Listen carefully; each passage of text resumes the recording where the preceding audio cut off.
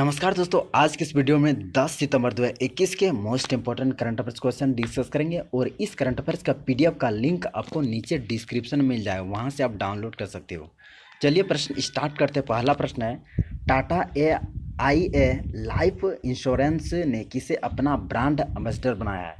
तो इसका सही उत्तर है भारतीय स्टार जेवलिन थ्रोवर है Neeraj Chopra. Option A correct है। तो recently Tata AIA life insurance ने अपना ब्रांड एम्बेसडर बनाया है भारतीय star javelin thrower Neeraj Chopra को। आपको पता ही होगा टोक्यो ओलंपिक 2020 में पुरुषों के भाला फेंक स्पर्धा में 87.58 मीटर की दूरी तक भाला फेंक कर इन्होंने गोल्ड मेडल जीता था और इस तरह से ओलंपिक के इतिहास में फील्ड एंड ट्रैक इवेंट में गोल्ड मेडल जीतने वाले पहले भारतीय एथलीट बने हैं नीरज चोपड़ा। नीरज चोपड़ा हरियाणा राज्य से बिलोंग करते हैं। रिसेंटली आपको पता होगा नीरज चोपड़ा को आरबीआई ने डिजिटल बैंकिंग धोखाधड़ी से बचने के लिए लोगों में जागरूकता अभियान के लिए ब्रांड एम्बेसडर बनाया है नीरज चोपड़ा को। नीरज चोपड़ा के सम्मान में हर साल 7 अगस्त को भाला फेंक दिवस के रूप में मनाए जाने की घोषणा की है। अब हर साल भारत में 7 अगस्त के दिन भाला फेंक दिवस के रूप में मनाया जाएगा नीरज चोपड़ा के सम्मान में, क्योंकि इन्होंने 7 अगस्त 2021 को टोक्यो ओलंपिक में गोल्ड मेडल जीता था। इसी को देखते हुए यह दिवस मनाया जाएगा। टोक्यो ओलंपिक 2020 में भारत ने कुल 7 मेडल जीते थे। इनमें 1 गोल्ड, 2 सिल्वर और 4 ब्रॉन्ज मेडल शामिल थे और इस तरह से भारत फाइनल मेडल टैली में 48वें स्थान पर रहा था। वहीं पहले स्थान पर टोक्यो ओलंपिक 2020 में पहले स्थान पर रहा था मेडल टैली में अमेरिका देश, दूसरे स्थान पर चाइना था। अब देख लेते हैं कुछ important brand ambassador. Tribes India की ब्रांड एम्बेसडर हैं MC मैरी कॉम, भारतीय बॉक्सर, महान बॉक्सर हैं MC मैरी कॉम, मणिपुर राज्य से हैं। नेक्स्ट है UNDP की गुडविल एम्बेसडर हैं, कौन है? तो पद्मा लक्ष्मी है। नेक्स्ट है नाडा, जिसका full form national anti doping agency के ब्रांड एम्बेसडर हैं सुनील शेट्टी, अभिनेता हैं। वही विश्व बैडमिंटन संघ और CRPF के ब्रांड एम्बेसडर हैं PV सिंधु, भारतीय बैडमिंटन खिलाड़ी हैं और इन्होंने ब्रॉन्ज मेडल जीता था टोक्यो ओलंपिक 2020 में। वहीं रियो ओलंपिक में इन्होंने जीता था सिल्वर मेडल।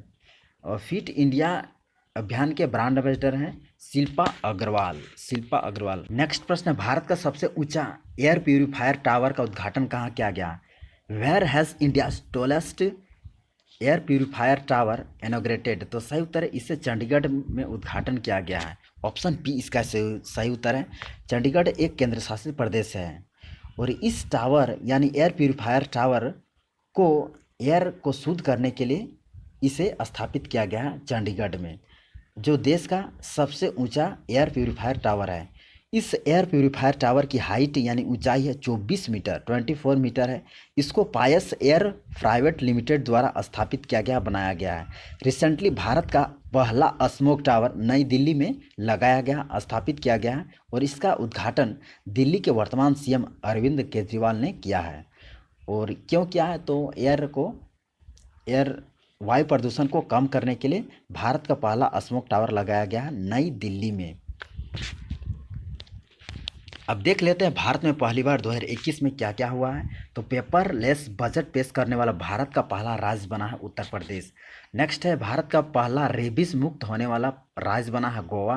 नेक्स्ट है, भारत का पहला स्पोर्ट्स सिटी किस शहर को बनाया जा रहा है? तो गुजरात के अहमदाबाद शहर को स्पोर्ट्स सिटी के रूप में डेवलप किया जा रहा है। नेक्स्ट है, भारत का पहला श्रमिक आंदोलन संग्रहालय बनाया गया है केरल में। नेक्स्ट है, भारत का पहला वन चिकित्सा केंद्र खोला गया उत्तराखंड राज्य में। नेक्स्ट है, अंतर्राष्ट्रीय क्रिकेट में 10,000 रन बनाने वाली पहली भारतीय महिला क्रिकेटर बनी है मिताली राज, भारतीय महिला क्रिकेटर हैं मिताली राज। नेक्स्ट प्रश्न है, केंद्रीय पर्यावरण, वन और जलवायु परिवर्तन मंत्री कौन है? भूपेंद्र यादव हैं, ने प्राना पोर्टल PRANA पोर्टल लॉन्च किया। तो आपको बताना है कि प्राना का पूरा नाम क्या है, इसका फुल फॉर्म बताना है। तो इसका फुल फॉर्म है portal for regulation of air pollution in non attainment cities. इसका फुल फॉर्म है, प्राना का फुल फॉर्म है। Portal for regulation of air pollution in non attainment cities, इसका फुल फॉर्म है। देश भर में 132 शहरों में वायु प्रदूषण के स्थिति पर नज़र बनाए रखने के लिए प्राणा पोर्टल को लॉन्च किया गया है। नेक्स्ट प्रश्न है, प्रत्येक वर्ष international day to protect education from attack कब मनाया जाता है? तो सही उत्तर है प्रतिवर्ष 9 सितंबर को international day to protect education from attack मनाया जाता है। ऑप्शन इसका सी सही उत्तर है। छात्रों और शिक्षकों के लिए सुरक्षा के स्थानों के रूप में स्कूलों की सुरक्षा के महत्व के बारे में लोगों में जागरूकता बढ़ाने के लिए इस दिवस को मनाया जाता है। इस दिवस को पहली बार साल 2020 में यानी पिछला वर्ष मनाया गया था। इसे यूनेस्को के द्वारा मनाया जाता है। यूनेस्को का फुल फॉर्म है United Nations Educational Scientific and Cultural Organization, इसका फुल फॉर्म होता है। नेक्स्ट प्रश्न है, S&P ग्लोबल रेटिंग्स ने वित्त वर्ष 2022 में भारत की जीडीपी वृद्धि दर कितना, जीडीपी वृद्धि दर, यहाँ दर होगा रेट, कितना रहने का अनुमान लगाया? तो सही उत्तर है S&P ने लगाया 9.5% भारत की जीडीपी वृद्धि दर साल 2000 वित्त वर्ष 2021-22 में, यानी फिजिकल ईयर 2022 में भारत के जीडीपी वृद्धि दर रहने का अनुमान लगा है 9.5%। S&P ग्लोबल जो कि एक रेटिंग एजेंसी है, इन्होंने लगाया है। वहीं आपको बता दो वित्त वर्ष 2021-22 में भारत की जो जीडीपी वृद्धि दर की फोरकास्टिंग की गई है SBI के द्वारा, SBI state Bank of India के द्वारा 7.9% का अनुमान लगाया है SBI ने। वहीं वर्ल्ड बैंक ने लगाया 8.3% का अनुमान, और ADB एशियन डेवलपमेंट बैंक ने लगाया 7.5% का अनुमान। वहीं IMF यानी इंटरनेशनल मॉनेटरी फंड ने लगाया 9.5% का अनुमान लगाया है भारत का जीडीपी वृद्धि दर वित्त वर्ष 2021-22 के लिए। नेक्स्ट प्रश्न है, वतन प्रेम योजना किस राज्य सरकार ने लॉन्च किया? तो इसे गुजरात सरकार ने लॉन्च किया। ऑप्शन ए सही उत्तर है। और इसे गुजरात के CM विजय रूपाणी ने इसे लॉन्च किया, इस योजना को। इस योजना का उद्देश्य ग्रामीण क्षेत्रों को आत्मनिर्भर बनाना है।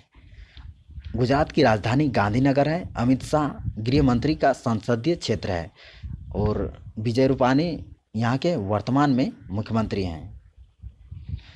और साल 2022 में गांधीनगर गुजरात में डिफेंस एक्सपो कार्यक्रम आयोजित किए जाएंगे, होस्ट किए जाएंगे गुजरात में।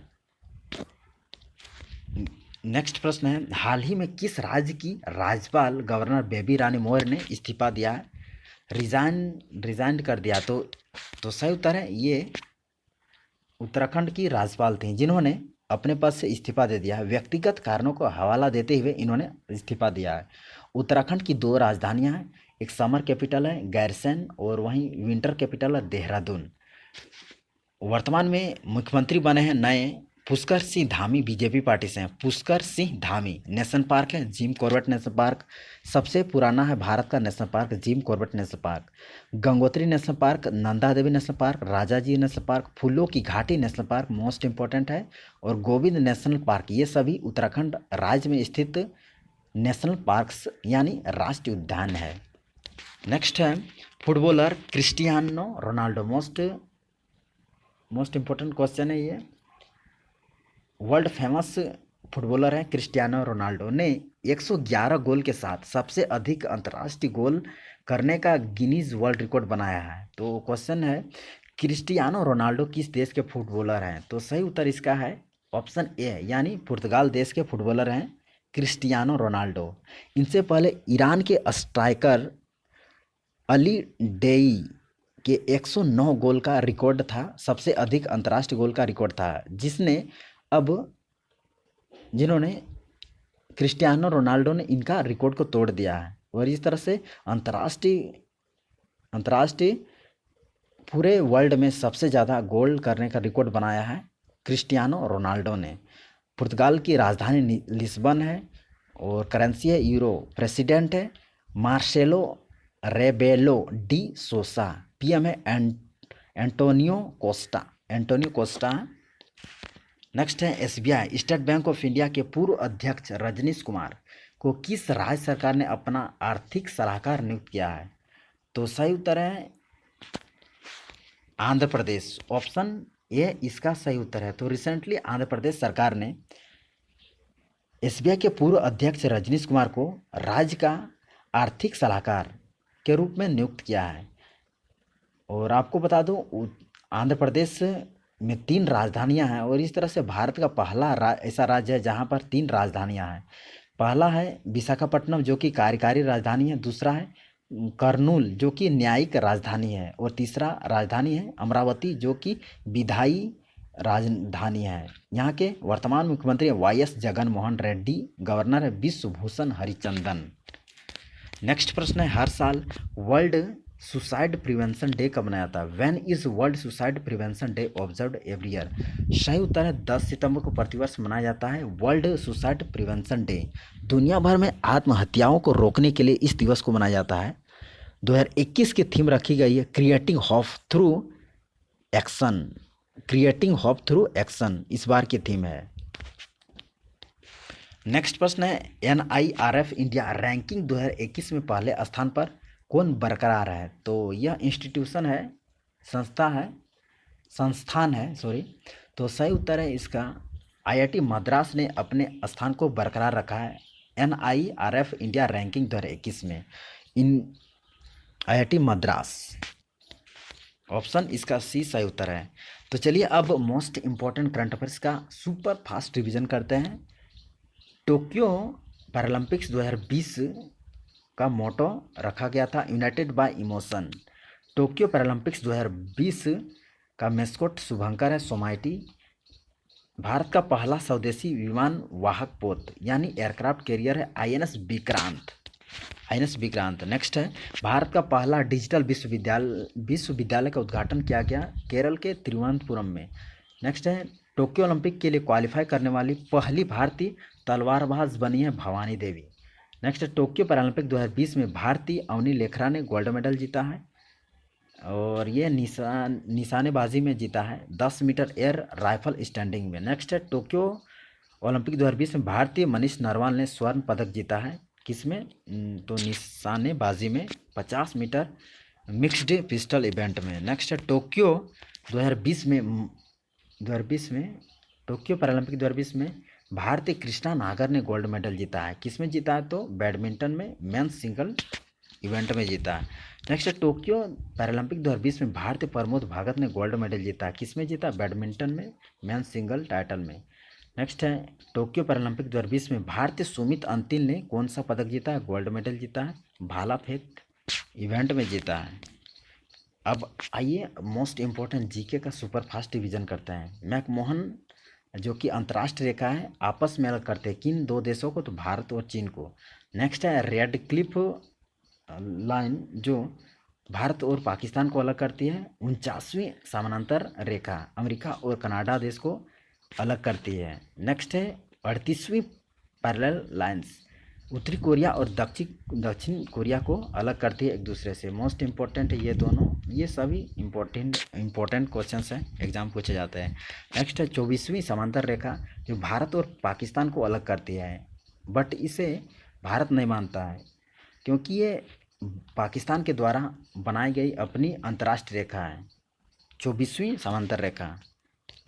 Thanks for watching. जय हिंद, वंदे मातरम।